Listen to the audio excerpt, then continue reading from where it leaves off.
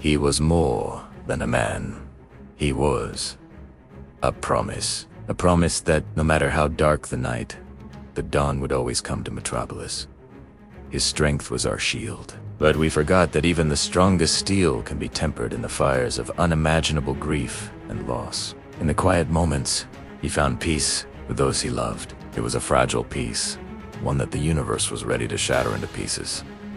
Then came the shadow. Darkseid, the god of tyranny, descended from the stars, bringing a darkness that the sun could never hope to pierce or repel. The battle was not a clash of heroes. It was a massacre. The very sky turned the color of dried blood as the world began to burn. He arrived too late.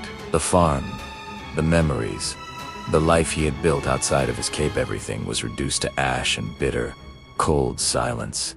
In Berins, Founding, the two pillars of his humanity were gone, extinguished by a cruelty that knew no bounds or mercy from above. Something snapped.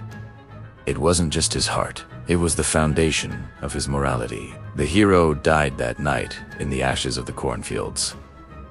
Wenneros, the blue was gone. His suit darkened the color of a void, a charcoal reflection of the emptiness now dwelling within him. He didn't fly toward the threat to save us. He flew toward the threat to erase it. The compassion in his gaze had been replaced by malice. Darkseid expected a warrior of light. Instead, he met a god of vengeance. The confrontation was short, brutal, and terrifyingly one-sided for the cosmic tyrant. The tyrant fell, but the nightmare was only beginning. The world cheered for its savior, unaware that the man who returned was a stranger. He looked down at the city he once protected. He saw only chaos, weakness, and the need for a structure that only a god could provide. The laws of men became obsolete. Freedom was the first casualty of his new order. Fear became the air we breathed in the new world. His voice, once a source of comfort, now carried the weight of a death sentence. To defy him was to invite the wrath of heaven.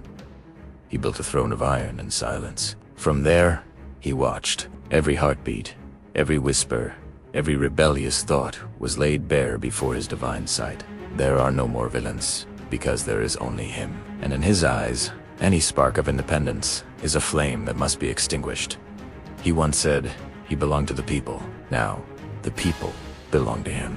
A possession to be managed, a flock to be culled. The tragic fall is complete. The son of Krypton has become the ghost of Earth, a terrifying force that knows no limits and no end. Do not look for the hero in the sky. He is not coming to save you. He is coming to make sure you never fall again.